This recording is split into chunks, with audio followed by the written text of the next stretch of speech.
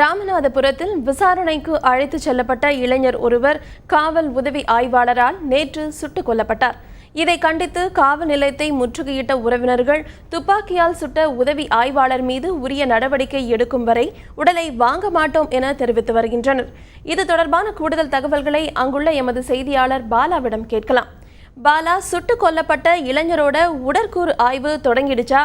இந்த சம்பவத்திற்கு அப்புறமா தற்போது அங்குள்ள நிலவரம் குறித்து சொல்லுங்க. திருவாரணை தாலுகா எஸ்பி பட்டினம் ரெண்டு, அதாவது அந்த பகுதியில் வசித்து வருபவர் தாஸ். இவர் ஒரு பைக் மெக்கானிக்ஸ் ஷோரூம் வச்சிருக்காரு.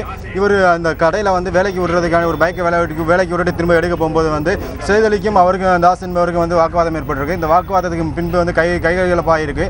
இதையடுத்து தாஸ் எஸ்பி பட்டினம் காவல்துறையிடம் ஒரு புகார் கொடுத்திருக்கார். இந்த புகாரின் அடிப்படையில் கைது செய்து போன போலீசார் அவரை காவல் நிலையத்தில் வச்சு விசாரணை மேற்கொண்டுள்ளனர். பின் 4:30 மணி அளவில் சார்பு ஆய்வாளர் காளிதாஸ் அவரை தாக்குதல் நடத்தியுள்ளார். அதன் பின் அவரை கத்தியால் குத்த முற்பட்டதனால் அவர் மீது துப்பாக்கியால் சுட்டப்பட்டு இறந்ததாக அங்கே உள்ள செய்திகள் வருகின்றன. இதனைத் தொடர்ந்து அந்த பகுதியில் எஸ்பி பட்டினம் பகுதியில் ஒரு பதட்டமான சூழ்நிலை உருவாகினது. காவல் நிலையத்தை முற்றுகையிடுவதும் சாலை மறியல் போன்ற சம்பவங்கள் நடந்து அந்த பகுதிக்கு சென்ற மாவட்ட காவல்துறை கண்காணிப்பாளர் மயில்வாகனன் அவரை முற்றுகையிடும் பொழுது அவங்களோட பேச்சுவார்த்தை நடத்தினாப்ல.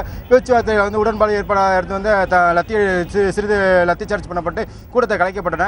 அதனைத் தொடர்ந்து இறந்த செய்தலின் உடலை தற்சமயம் ராமநாதபுரம் கொண்டு வரப்பட்டு தற்சமயம் உடல்கூறு ஆய்வு நடத்துவதற்கான ஏற்பாடுகள் நடைபெற்று வருகின்றன. அதற்கு முன்பாக அவங்க உறவினர்கள் ஒரு கோரிக்கை வைத்துள்ளனர். உடல்கூறு ஆய்வு பண்ணுவதற்கு முன்பு தடயவியல் மருத்துவர்கள் தான் உடல்கூறு ஆய்வு பண்ணாங்க. உடல்கூறு ஆய்வை முழுவதுமாக வீடியோ எடுக்கணும்னு சொல்லி இது பண்ணியிருக்காங்க. அது மட்டும் இல்லாமல் தற்சமயம் அந்த உறவினருடைய மாமா என்று அழையக்கூடிய அம்ஜத் அலி நம்மளிடம் இருக்காரு. அவங்க என்ன கோரிக்கை வைக்கிறாங்க, இப்போ இந்த சம்பவம் தொடர்பாக நீங்கள் என்ன கோரிக்கை வச்சிருக்காங்க, போலீஸ் தரப்புல இருந்து உங்களுக்கு என்ன உத்தரவாதம் கொடுத்தாங்க? அதாவது கைது செய்யப்பட்டு காவல் நிலையத்திற்கு அழைத்து செல்லப்பட்டவர் எந்த விதமான குற்றப்பின்னணியும் இல்லாதவர், ஒரு அப்பாவி. அவரை காவல் நிலையத்திற்கு விசாரணை என்ற பெயரில் அழைத்து சென்று எதிர்த்தரப்பில் கூட எஃப்ஐஆர் பதிவு செய்கிறோம் என்று சொல்லிவிட்டு இதுவரை பதிவு செய்யப்படவில்லை. அப்படிப்பட்ட ஒரு விசாரணைக்கு அழைத்து செல்லப்பட்ட ஒரு அப்பாவியை வெறித்தனமாக போலீஸ் எஸ்பி பட்டினம் காவல்துறை சார்பு ஆய்வாளர் காளிதாஸ் என்பவர் வெறித்தனமாக தாக்கியுள்ளார். அவர் தாக்கினதிலே தான் அவர் இறந்திருக்கிறார். இறந்தவரை வழக்கம் போல் போலீஸ் நாடகமாடி கத்தியால் குத்த வந்தார், கத்தியால் குத்தினார் என்ற போலீஸ் ஜோடிக்கப்பட்ட நாடகமாடி அவரை மீண்டும் துப்பாக்கியால் 3 இடங்களிலே சுட்டிருக்கிறார்கள்.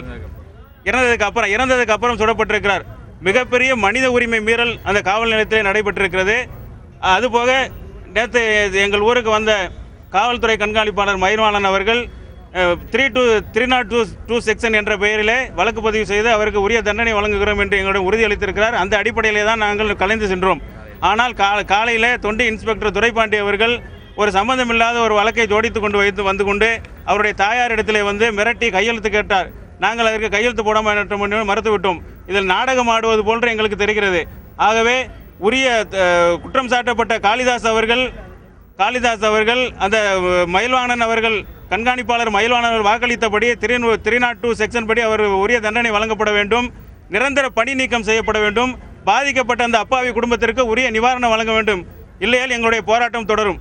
தற்சமயம் ராமநாதபுரம் அரசு மருத்துவமனையில் 500க்கும் மேற்பட்டவர்கள் தற்சமயம் கண்டன ஆர்ப்பாட்டம் நடத்தினார். உடனடியாக சார்பு ஆய்வாளர் உடனடியாக விடுதலை செய்ய வேண்டும் என்று கூறி கண்டன ஆர்ப்பாட்டம் நடத்தினார். அதனைத் தொடர்ந்து தற்சமயம் இந்த பகுதியில் போலீசார் குவிக்கப்பட்டு வருகின்றனர். மேலும் ஒரு செய்தியாக தற்சமயம் இந்த துப்பாக்கியால் சுடப்பட்ட காளிதாஸ் அவர்களுக்கு சஸ்பெண்ட் செய்வதற்கான நடவடிக்கையை மாவட்ட காவல்துறை நிர்வாகம் எடுத்துள்ளதாகவும் தற்சமயம் தகவல் வருகின்றது.